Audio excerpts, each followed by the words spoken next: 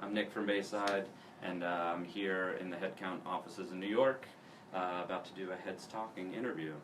What do you wish more people were talking about? Well, it's not so much what they're talking about, it's how they talk to each other, you know? Like, I think people are so argumentative, and it's almost like they're cheering on sports teams and they don't realize that we're talking about our democratic nation, you know? And it's like, it's not about one side winning, it's about everybody doing well and understanding that people are different and certain people have different needs, and I think if our democracy and our politicians really took to heart what would be best for most people, and kind of work on leveling the playing field, I think a lot more people would be happy and better off. And to me, it's just about it's getting involved on any level, and don't let people be like, well, you don't know what you're talking about. It's like, it's okay if you don't know what you're talking about. You're starting somewhere. You have to start somewhere. Had you ever marched before? No.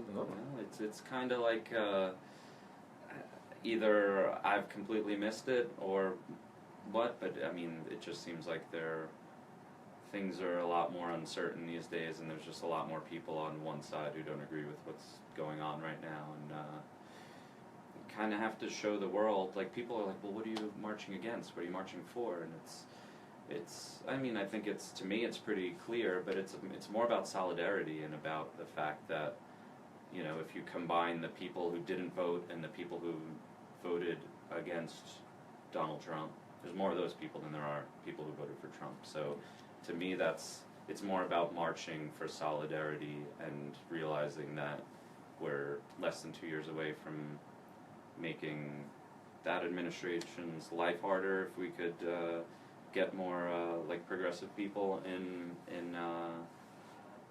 the House and all that, and then if he makes it. Have you always been interested in politics?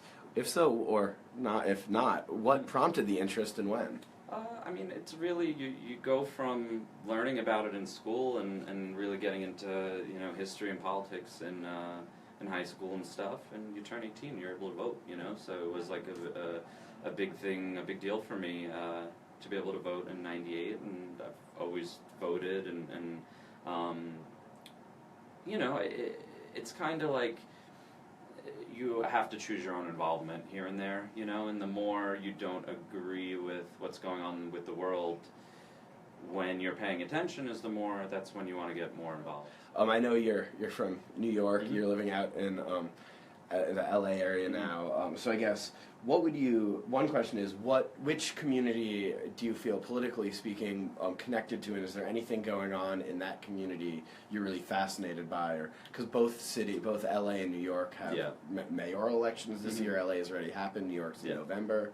Are you following either of those races? I followed while I was here. I listened to WNYC a bunch, and they have de Blasio on a bunch, and yeah, I mean, I follow. The thing is, I live in Long Island, so I wouldn't really be able to vote, but I pay attention, you know, to that stuff. I think it's super important. I think that when you look at where people live in our country, you know, and they do tend to move towards the coast and move towards bigger cities, I think it's important to know what's going on in those cities. So I guess one last question: what do you think the future holds?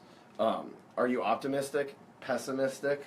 What's coming next for America and the world? I'm optimistic because I just think that, again, I think there's good and bad, and I think that there might be a little bit more, there's going to be some more conflict, I think, but there's no way that good won't win, you know? I think that this is, although a trying time right now, I think it's a positive time because there's people who are getting more active and are learning how things work and are sticking up for themselves. But most importantly, I think people are sticking up for other people, you know?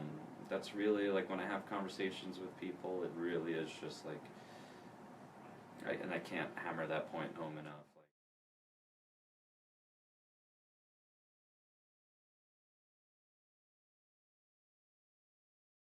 If you haven't heard us, check us out. That's cool. And thanks to HeadCount. All right, thank you.